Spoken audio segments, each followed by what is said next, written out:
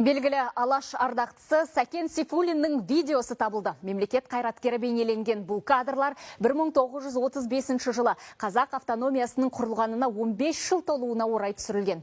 Таспаны тапқан Ахмет Байтұрсынұлы атындағы Тіл білімі институтының ғылыми қызметкері Ермұхамед Маралбек тікелей байланысқа шығып тұр.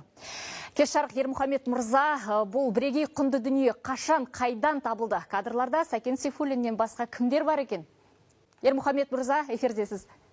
Бұл бейне жазба осы Ахметтану бөлімінің аясында жүргізген зерттеудің нәтижесінде Ахмет Байтұрсынұлының жазу реформасы және теориясы мен тәжірибесі деген гранттық жоба аясында Мәскеу қаласына 3 ғалым барған болатынбыз. Қазанның 19 және 27 аралығында осы жылы. Ресей мемлекеттік кинофото құжаттары мұрағатында болдық. Сол мұрағаттан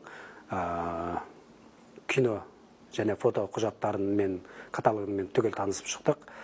Соның ішінде өзімізге қажеттілерін бәрін қарап шыққанда осы Сәкен Сейфуллиннің бейне жазбасы кездесіп қалды.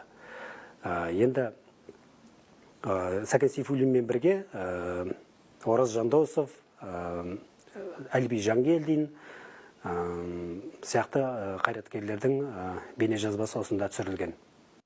Керемет, бұдан өзге Мәскеу мұрағатынан қандай құнды деректерді кездестіре алдыңыз? Бұдан бөлек біз Мәскеу мұрағатынан өте көп құнды деректер бар. Уақыттың тығыздығына байланысты олармен көп жұмыс жасай алмадық, бірақ қолымызға түскенін алып келдік. Жалау Мыңбаев, тағы да басқа да осы 20 ғасырдың 25-26 жылдарында Қазақстан Компартиясын басқарған мемлекет қайраткерлерінің видеосы табылды. Сонымен бірге Ресей мемлекеттік Ленин атындағы кітапханаданың сирек қолжазбалар қорында жұмыс істедік. Осы қолжазбалар қорында алаш қайраткерлерінің, мемлекет қайраткерлерінің көптеген еңбектері сақталған. Сол еңбектердің көшірмелерін алдық.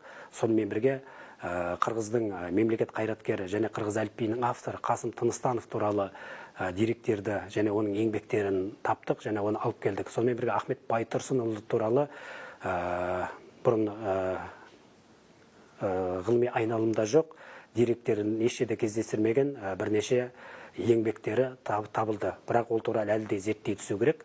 Ол туралы зерттеулер жалғасуда, оның зерттеу нәтижелерін біз алдағы күндерде жариялайтын боламыз.